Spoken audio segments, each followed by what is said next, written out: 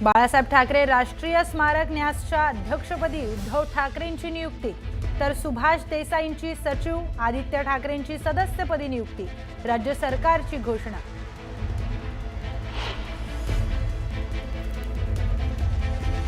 मीरा भाईंदरमध्ये हिंदू हृदय सम्राट बाळासाहेब ठाकरेंच्या जीवनावर आधारित भव्य कला दालन, मंत्री सरनाईकांनी उभारलेल्या अत्याधुनिक कला दालनाचं उद्या होणार लोकार्पण।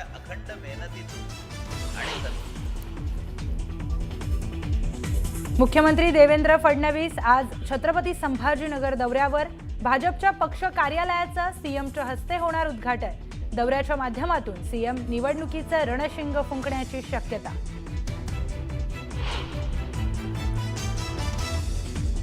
मनसे पदाधिकाऱ्यांची राज ठाकरेंच्या निवासस्थानी महत्त्वाची बैठक, मुंबई महापालिका निवडणुकीसाठी मनसेची खलबत, प्रत्येक वॉर्ड संदर्भात चाचपणी सुरू।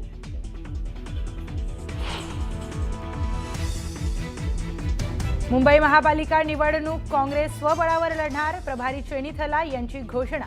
मनसेशी असलेल्या मतभेदांमुळे काँग्रेस स्वतंत्र लढणार असल्याची माहिती।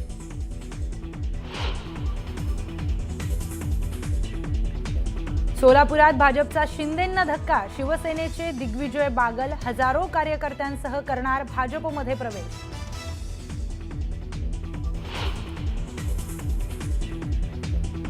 पुण्यातील बोपोडी जमीन व्यवहार प्रकरणातील निलंबित तहसीलदार सूर्यकांत येवलेंना अंतरिम जामीन मंजूर, खडक पोलीस ठाण्यामध्ये गुन्हा दाखल झाल्याप्रकरणी जामीन।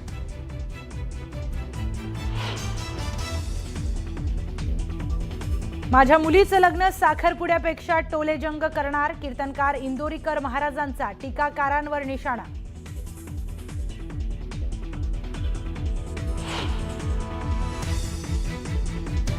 मुलाच्या वाढदिवसादिवशी नागपुरात भाजप पदाधिकारी सचिन साहूंची हत्या, सीसीटीव्हीच्या आधारे आरोपींचा शोध सुरू।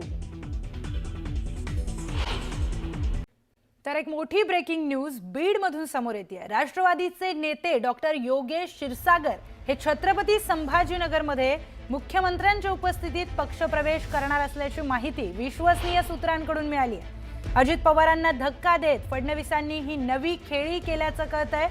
योगेश क्षीरसागर बीडमधून थोड्याच वेळात छत्रपती संभाजीनगरकडे रवाना होणार आहेत। राष्ट्रवादीला हा मोठा धक्का मानला जातोय। अजित पवार बीडचे पालकमंत्री आहेत आणि अशातच राष्ट्रवादीच्या पक्षश्रेष्ठींवर नाराज आहे असं वक्तव्य करत क्षीरसागर यांनी पक्ष सोडलाय। मुख्यमंत्री देवेंद्र फडणवीस आज छत्रपती संभाजीनगर दौऱ्यावर आहेत। याच वेळी योगेश क्षीरसागर यांचा पक्षप्रवेश होण्याची शक्यता वर्तवण्यात येते। दरम्यान संदीप क्षीरसागर हे बीडमधून छत्रपती संभाजीनगरकडे रवाना देखील झाले आहेत। तर योगेश क्षीरसागर हे लवकरच भाजपमध्ये प्रवेश करणार असल्याची माहिती मिळते।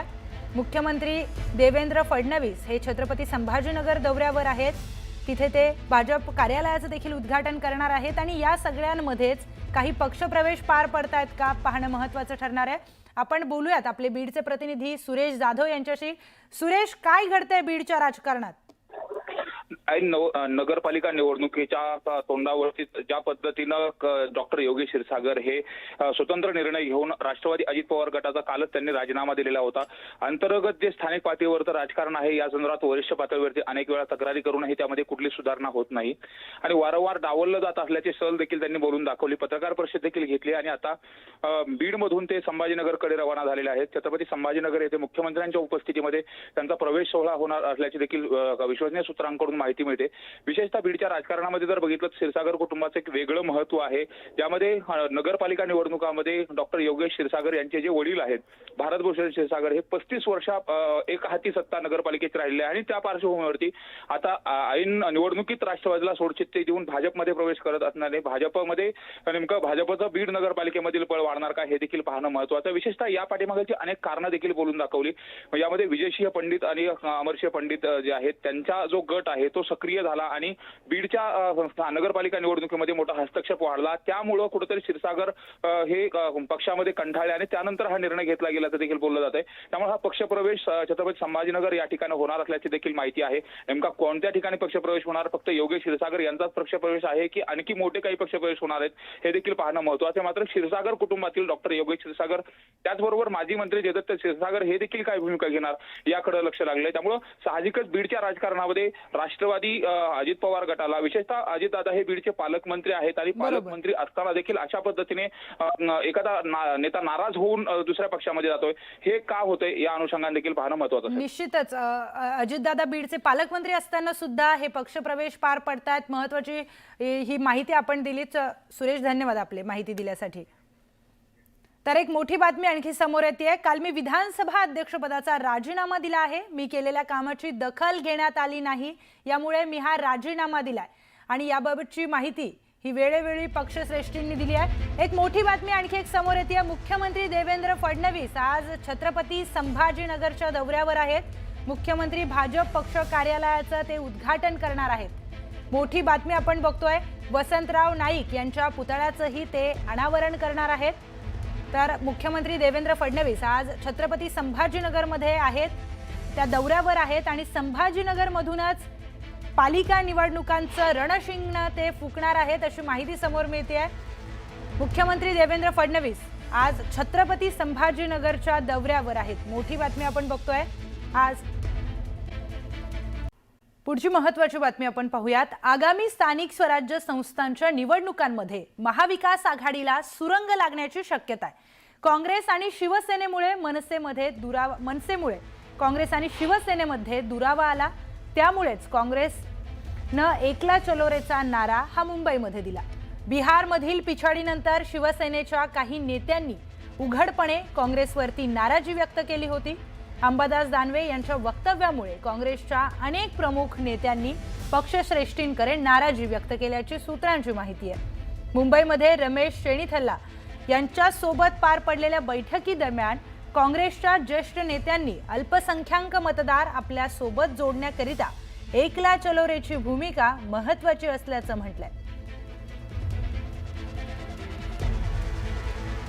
तर काँग्रेसने मुंबई महानगरपालिकेच्या पार्श्वभूमीवर एकला चलो रेची भूमिका घेतलेली दिसून येते.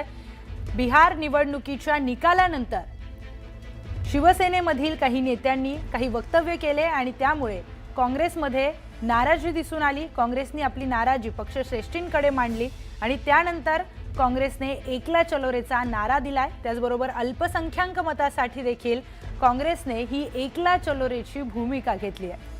या संदर्भात अधिकची माहिती आपण जाणून घेऊयात आपले प्रतिनिधी सुस्मिता भदाणे यांच्याकडून.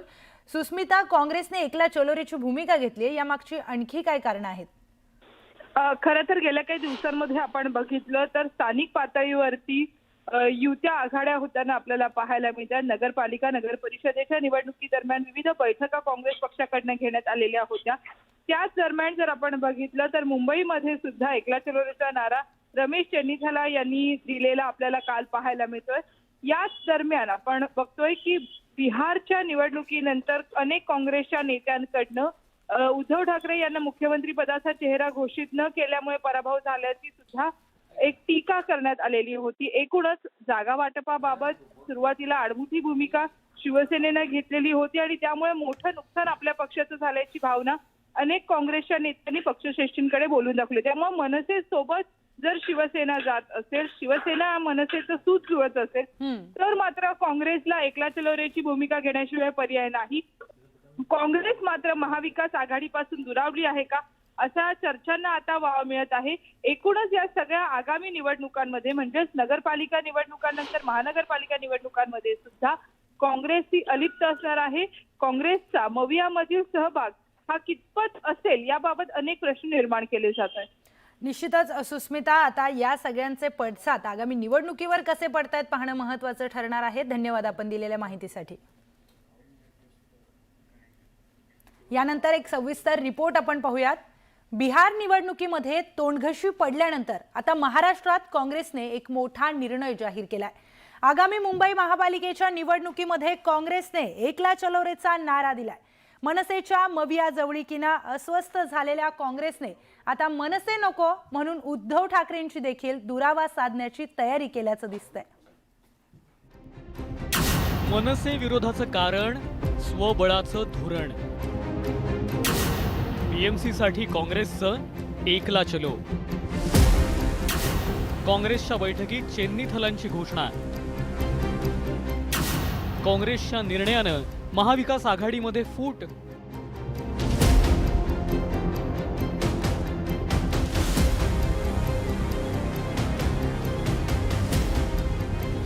मुंबई महानगर पालिका के चुनाव में कांग्रेस पार्टी अकेले लड़ेंगे, 227 सीटों में लड़ेंगे.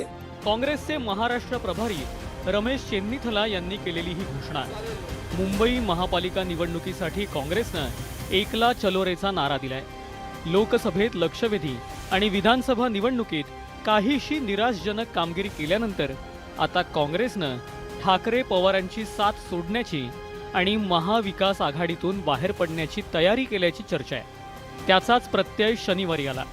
काँग्रेसच्या पदाधिकाऱ्यांच्या बैठकीनंतर महाराष्ट्र प्रभारी रमेश चेन्नीथलांनी मुंबई महापालिकेसाठी स्वबळाची घोषणा केली. मुंबई महानगर पालिका के चुनाव में कांग्रेस पार्टी अकेले लड़ेंगे, 227 सीटों में लड़ेंगे. हमारे जिला Congress committee, block Congress committee और पदाधिकारी सारे लोगों की इच्छा यही है कि अकेला लड़ना क्या है, हम अकेले लड़ें. सर जिस तरह से आने के बाद आपने डिसीजन लिया, उसका रीजन क्या है? अकेले लड़ने में रीजन क्या है? अरे लोकल बॉडी इलेक्शन है, लोकल लेवल पे जो हमारे कार्यकर्ता बोलेगा वही करना चाहिए. चेन्नीथलांनी स्वबळाचं कारण कार्यकर्त्यांची इच्छा सांगितली. पण याचं खरं कारण काँग्रेसच्या खासदार आणि मुंबई अध्यक्ष वर्षा गायकवाडांनी स्पष्ट केलं. ठाकरे बंधूंच्या मनोमिलनापासूनच काँग्रेस शिवसेनेपासून काहीशी दुरावली होती. त्यामुळे मनसेशी असलेल्या मतभेदांमुळेच काँग्रेस स्वतंत्र लढणार असल्याचं अप्रत्यक्षपणे गायकवाडांनी सांगून टाकलं. कानून असं कधीच सांगत नाही किंवा कायदा असं कधीच सांगत नाही की तुम्ही तो कायदा हातामध्ये घेऊन कोणाला मारा. कायदा हे सांगतो की तुम्ही तुमची लढाई लढण्याचं काम करा. संविधानिक वेगवेगळे हत्यारे आहेत, तुम्ही त्याचा वापर करू शकता. संविधानाने प्रत्येक गोष्ट दिली आहे तुम्हाला, वेगवेगळे प्लॅटफॉर्म दिलेले आहेत, त्याच्या माध्यमातून तुम्ही तुमचा आवाज करू शकता, तुम्ही तुमचे मत मांडू शकता. पण तुम्हाला हा अधिकार संविधानाने दिला नाही की तुम्ही कायद्याच्या राज्यामध्ये राहायचा आणि कायदा हातामध्ये घ्यायचा. त्यामुळे या मताशी आम्ही बिलकुल सहमत नाहीये की कोणाला मारलं पाहिजे किंवा दौडलं पाहिजे किंवा जसं मी मगाशी म्हटलं की तुमची ताकद तुम्ही, त्यापेक्षा आम्ही कायद्यानुसार भांडू. काँग्रेसच्या या भूमिकेनंतर ठाकरेंच्या सेनेनंही पलटवार केलाय. तर शरद पवारांनीही स्वबळाच्या निर्णयाचं आश्चर्य वाटत नसल्याचं म्हटलंय. मुळामध्ये त्यांच्या पक्षातले ते प्रमुख नेते आहेत आणि त्या पक्षाच्या काही पदाधिकाऱ्यांनी जर त्यांच्याकडे काही मागणी केली असेल तर त्या प्रमुखाला काही निर्णय घ्यावे लागतात. आणि जर ते तसे घेत पण असतील तर महाविकास आघाडी म्हणून आम्ही जे सगळे एकत्र झालेलो आहोत याच्यासाठी पक्षप्रमुख म्हणून जे जे आमच्या पक्षाबरोबर आहेत त्याचे सगळे पक्षप्रमुख म्हणून याचा विचार करतील. मुंबई महापालिकेत देखील काँग्रेस स्वतंत्रपणे निवडणूक लढवते अशी भूमिका घेतलेली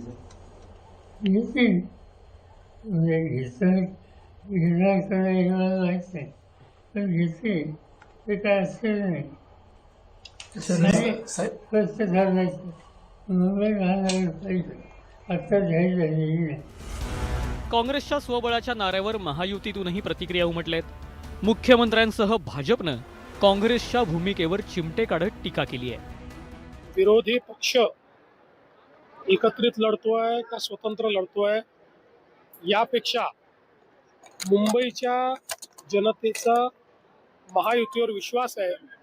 जनतेने महायुतीचाच महापौर बनवण्याचा निर्णय घेतलेला आहे. त्यामुळे निश्चितपणे कोण काय लढतंय हा त्यांचा प्रश्न आहे. मात्र या ठिकाणी महायुती निवडून येईल. मला वाटतं त्यांच्या पहिलं बाहुत बळ राहिलं का चेक करावं. परंतु ठीक आहे, खोटा आत्मविश्वास का होईना घेऊन ते आत्मचिंतन करतायत हेही नसे थोडके. परंतु आत्मचिंतन करून अंमलबजावणी व्हायला पाहिजे. रडीचा डाव खेळू नये. नाही तर आत्मचिंतनात पुन्हा वोटचोरीचं आपण परत हे करूया, पुन्हा आपण खोटं काय नॅरेटिव्ह सेट करूया, अशा प्रकारचे रडत बसलात तर तुम्ही सतत पडत बसणार, हरत बसणार.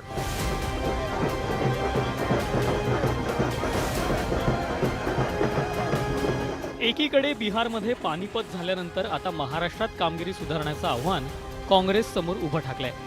पण काँग्रेस हे आव्हान खरंच पेलू शकतं का, असा सवाल विरोधक उपस्थित करतायत.